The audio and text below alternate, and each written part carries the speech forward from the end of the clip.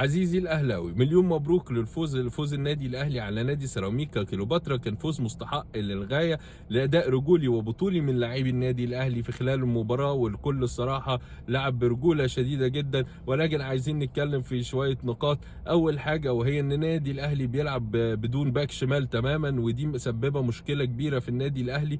يمكن المباريات اللي فاتت شفنا الاختراقات من الجانب الأيمن للفريق المنافس اللي هي الجهة اليسرى للنادي الأهلي اللي موجود فيها كوكا.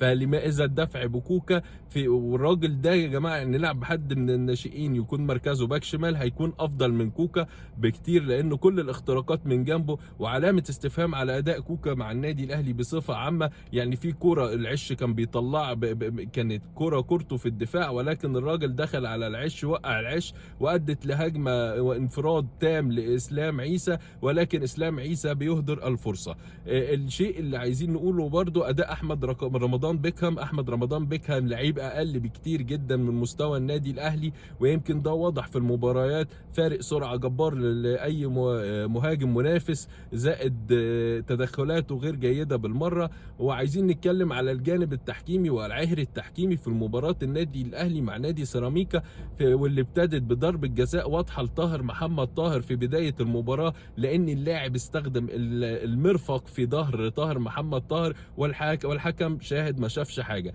الى الجانب الاخر الكره اللي عملت لغط كبير جدا وهي كوره ياسر ابراهيم. طب تعالى نحسبها، انت فاهم قصدي؟ ضربه جزاء لما تيجي ترجع اصلا ليه ما اتحسبتش ضربه جزاء؟ لانك لما تيجي ترجع في الهجمه في الاول، الهجمه اصلا كانت للنادي الاهلي وضربه جزاء مستحقه للنادي الاهلي، لان الكره جت في ايد مروان عثمان لاعب فريق نادي سيراميكا داخل منطقه الجزاء، فبالتالي هي ضربه جزاء للاهلي ومفيش ضربه جزاء اصلا لنادي سيراميكا فيها، لانها في الاساس الكره لمسه يد على لعيب نادي سيراميكا كليوباترا.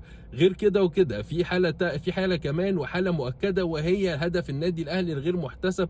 هدف صحيح 100% بعد ما الكره تجاوزت بكامل استدارتها دخلت المرمى وتجاوزت خط المرمى، ومحمد بسام بيطلعها من داخل المرمى، ولكن الحكم وحكم الفار طارق مجدي شاهد ما شافش حاجه. فإلى متى سيستمر العهر التحكيمي في قدام النادي الأهلي وعلى النادي الأهلي؟ شيء مش مقبول على الإطلاق. ولكن شكرا في المجمل للعيبة الرجالة اللي قدرت ترجع تاني للنادي الأهلي، وأداء جيد جدا للنادي الأهلي.